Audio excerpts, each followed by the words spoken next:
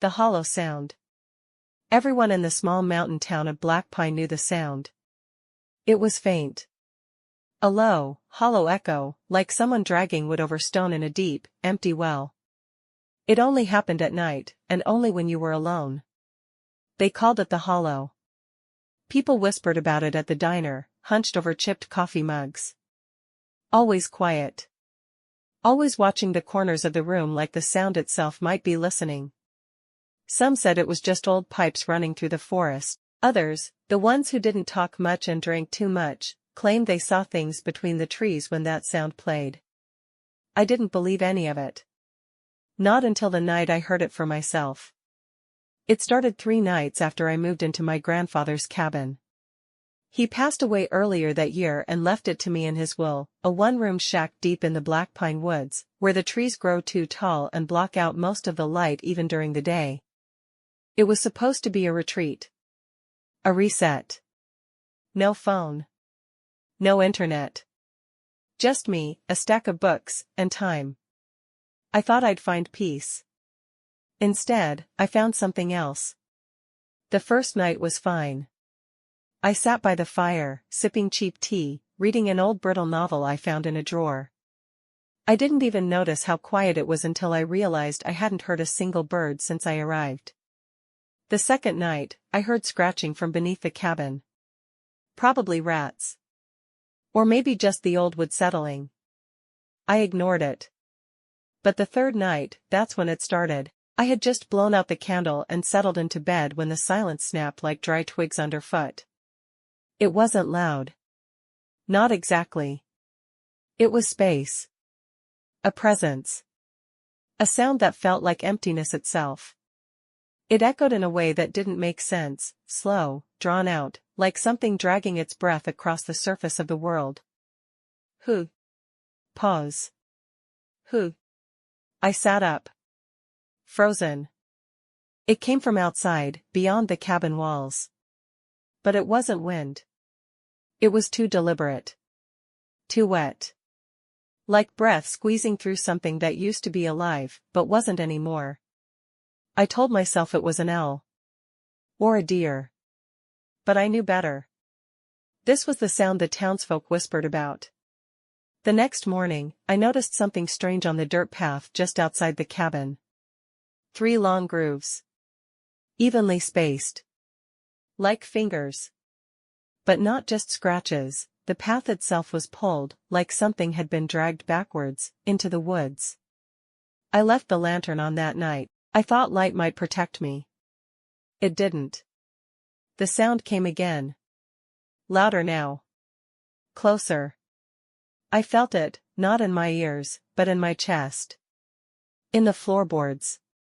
In the walls. Like the entire world had become a hollow throat, and the forest was trying to speak through it. Who? I tried not to breathe. Tried not to blink. When I dared look out the window, I saw nothing but black trees. But when I closed my eyes, I saw shapes moving between them. That night, I didn't sleep. Because after the sound stopped, I heard something else. Breathing. Inside the cabin. But not above the floor. Below it. The next morning, I pried up one of the floorboards near the old stove. The crawl space beneath wasn't empty. Something had been digging. There were claw marks in the dirt, and a hole, deep and narrow. At the bottom, I found teeth. Not human. Not animal. Long, black, and curved like rusted fish hooks. I dropped them in the woods. Didn't even bury them. That was the first time I thought about leaving. I should have. But I didn't. That night, I dreamt of roots. Of being buried. Of something with too many fingers brushing against the soles of my feet. When I woke up, my mouth was dry and my arms were numb.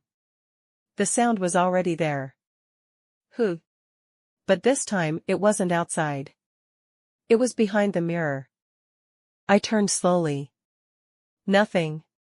But the mirror was fogged, like someone had exhaled against it. And in the fog, 3 marks. Vertical. Like claws. I don't know why I didn't leave that night. Maybe I was afraid of what was waiting outside. Maybe I was afraid of what I might bring with me. On the fifth night, it entered the cabin. I don't know how. The door was locked. The windows weren't broken. But when I opened my eyes, it was already there. Standing in the corner like it had always been there. It was tall. Too tall. Its body looked like it had been built from stretched bark and drowned wood, damp, hollow, and wrong. Its fingers curled at the ends, like they had split and kept growing in two directions. Its face was a hole. Not a mouth. A hole. A void. And from it came the sound. Who? I couldn't scream. I couldn't move. My breath caught in my throat like it was trying to mimic the sound. It stepped forward, just once. And the candle I had lit by the bed flickered out. When the light returned, it was gone. But the marks were there. On the wall. 3 vertical lines. I ran that night. No coat. No shoes. Just panic and frostbitten fear. The forest was alive around me. Breathing. Watching. Every branch looked like a twisted limb reaching out to pull me back. When I finally collapsed in the dirt, miles from the cabin, I thought I was safe. But the ground beneath me was warm. And it was breathing. The sheriff found me at dawn. I was barefoot, bleeding from dozens of tiny cuts, my clothes torn like I'd run through thorns that didn't exist. He didn't ask questions. Just gave me a blanket and said, "You heard it." I nodded. He lit a cigarette and looked out into the trees like he was waiting for them to blink. "My father built that cabin," he said. "My brother stayed there for 3 nights. Went missing the 4th. We buried an empty coffin." "What is it?" I asked.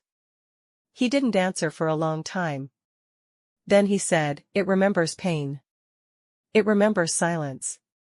It remembers being left behind. I left town that day. Haven't been back. But here's the thing, it's not gone. Sometimes, in the middle of the night, when everything is quiet, and I'm lying in bed with the lights off, I hear it." Who? It's never loud. It's not even sound, not really. It's presence. And sometimes, when I look into the mirror, I see it behind me. Not always. Just enough to make me keep the lights on now. It doesn't want to hurt me. Not exactly, it just wants to be remembered. And now, you've heard it too.